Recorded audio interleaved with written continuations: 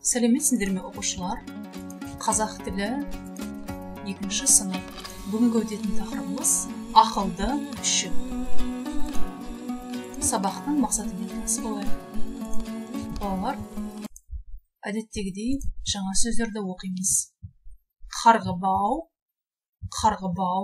құлақ, күшік.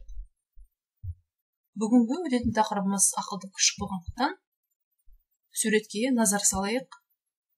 Суретте нені көріп тұрмыз?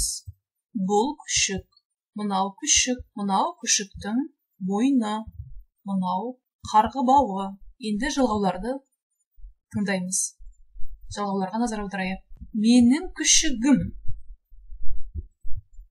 Мой щенок. Сенің күшігің. Твой щенок. Оның күшігі. Его или ее щенок. Бұл бізде тәуелдік жалғауы. Это окончание принадлежности. Притяжательное окончание. Күшіктің құлағы, күшіктің құйрығы. Күшік деген бізде жіңішке сөз. Оған жіңішке жалғау жалғаймыз. Слово күшкі мягкое слово. Добавляется мягкое окончание. Күшігім, күшігің, күшігі. К дыбысы жалғау жалғандықтан ге айналып кетеді екен. Менің күшігім, сенің күшігің, оның күшігі. Запомните окончание. Тыңдалым оқылым тапсырмасы. Әлібектің күшігі бар. Оның аты Ақтөс. Мынау Ақтөс. Күшік ақылды. Ақтөстің құлағы, құйрығы қара. Күшіктің қарғыбауы бар. Қарғыбауы әдемі. Ол Әлібекпен ойнайды. Олар дос. Енді сұрақтарға жауап беріңдер.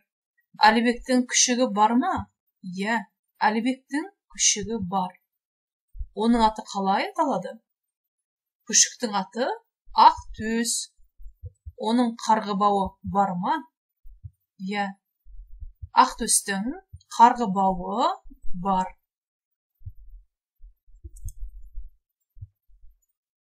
Жазылым тапсырмасы.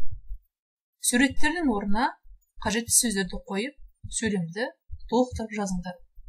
Әлібектің несі ақылды? Жалғауларды дұрыстап жалғаймыз. Әлібектің күшігі ақылды. Правильно добавляйте окончание. Ақтөстің несі қара? Және күшіктің несі бар? Несі әдемі? Яғни қажетті сөздерді жазып шығамыз. Айтылым тапсырмасы. Задание по говорению. Өз күшің туралы айт. Сенің күшігің бар ма? Сенің күшігінің аты қалай? Күшігіңнің көзі мен құлағы қандай? Осы жайында қысқаша баяндап беріңдер. Балалар, мына мәліметтерді есімізге сақтап алайық. Жалғауларға көңіл бөлеміз. Обратите внимание на окончание. Оның күшігі ақылды. Его щенок умный. Күшіктің мойнында қарғыбау бар. Сонымен сабағымыз аяқталды. Сау болыңдар балалар. Келесі кездескенше.